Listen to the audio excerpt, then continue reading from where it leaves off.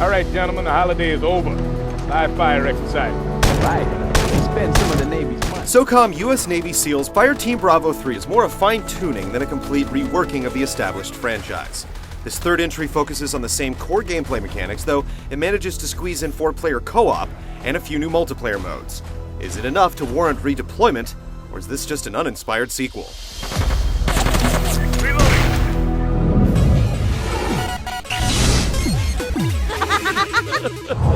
Hostile eliminated. Switching back.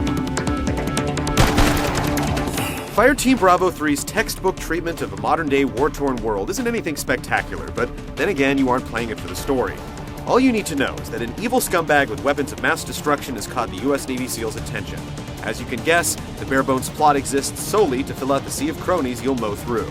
A decent pace coupled with polished voice acting lend enough to the minimalist plot that you'll forgive Bravo Team 3's shortcomings. You may not remember the main characters once you're done, but the story serves its purpose, to propel you through the experience. What are you doing here? Untie me and I'll tell you all about it.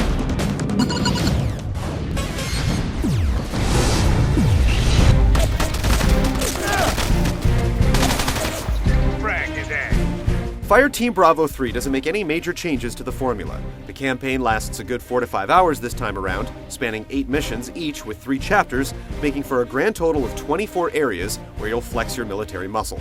From the moment you suit up and hit the ground running, you'll continually follow fixed pathways as you progress from point to point.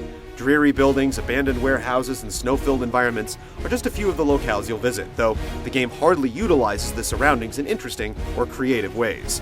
They're more just big obstacles standing between you and the opposition.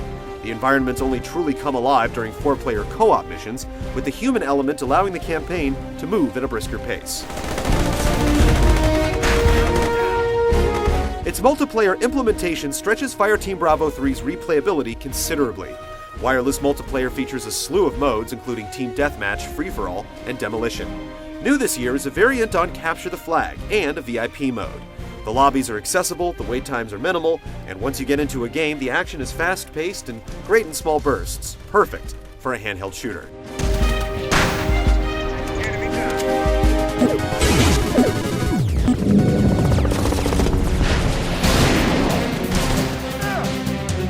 Fireteam Bravo 3 would like you to believe that stealth is your only option when it comes to successfully tackling enemies.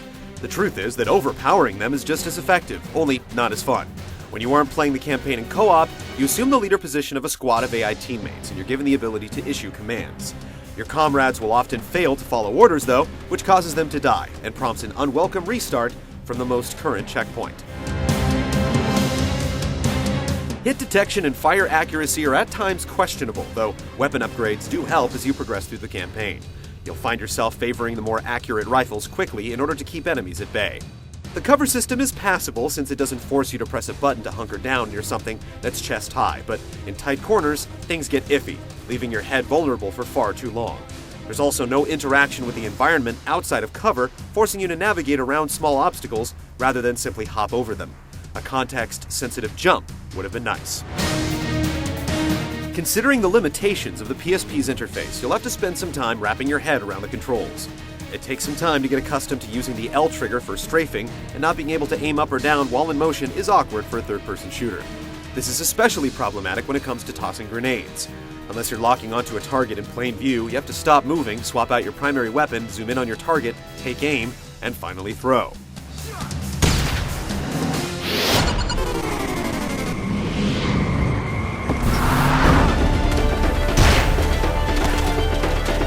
The game's environments aren't exactly bursting with life, though there is a fine attention to detail when you stop to look around.